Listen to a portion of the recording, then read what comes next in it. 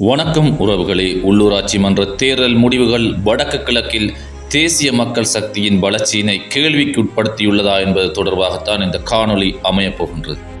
உள்ளூராட்சி மன்ற தேர்தல் முடிவுகள் தேசிய மக்கள் சக்திக்கு சற்று பின்னடைவினை ஏற்படுத்தியிருந்தாலும் கூட நிலையான கட்சி கட்டமைப்பினை வடகிழக்கில் உருவாக்குவதற்கான ஏது நிலையினை ஏற்படுத்தியிருக்கின்றது. தமிழ் கட்சிகள் கொக்கரிப்பது போன்று பாரிய வெற்றியினை தேசிய மக்கள் சக்திக்கு எதிராக அவர்களினால் பெற முடியவில்லை என்பதே நிதர்சனம். தமிழரசு கட்சி உள்ளூராட்சி மன்ற தேர்தலில் பாரிய வெற்றியினை பெற்றார்களா என்றால் அதற்கான விடை operation success but fashion death என்பது போன்ற வெற்றியினைத்தான் தமிழரசு கட்சி பெற்றுள்ளது.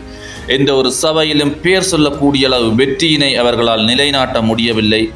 தமிழ் கட்சிகள் மீளவும் ஒரு கட்டமைப்புகள் வர வேண்டிய சூழ்நிலையினை காலம் அவர்களுக்கு ஏற்படுத்தி கொடுத்துள்ளது. தொடர்ந்தும் கூட்டணியாக இணைந்து செயற்படுவார்களா என்பதனை பொறுத்திருந்தே பார்க்க வேண்டும். எதிர்மறையான பிரச்சார உத்தி, நிலையான கட்சி கட்டமைப்பின்றி, பொருத்தமான வட்டார பிரதிநிதிகளின்றி களம்புகுந்த தேசிய மக்கள் சக்தி வடக்கு மாகாணத்தில் யாழ் மாவட்டத்தில் மாத்திரம் 81 ஆசனங்களினையும், கிளிநொச்சி மாவட்டத்தில் 12 ஆசனங்களினையும், முல்லைத்தீவு மாவட்டத்தில் 12 ஆசனங்களினையும், மன்னார் மாவட்டத்தில் 19 ஆசனங்களினையும், வவுனியா மாவட்டத்தில் 19 ஆசனங்களினையும் பெற்றுக்கொண்டுள்ளது. வடக்கு மாகாணத்திலே யாழ்ப்பாணம், கிளிநொச்சி, முல்லைத்தீவு ஆகிய மாவட்டங்களில் ஓரளவு வாக்குச்சரிவினை சந்தித்திருந்தாலும் கூட மன்னார், வவுனியா ஆகிய மாவட்டங்களில் அதிகளவிலான வாக்கினை தேசிய மக்கள் சக்தி அரசாங்கம் பெற்றுள்ளது.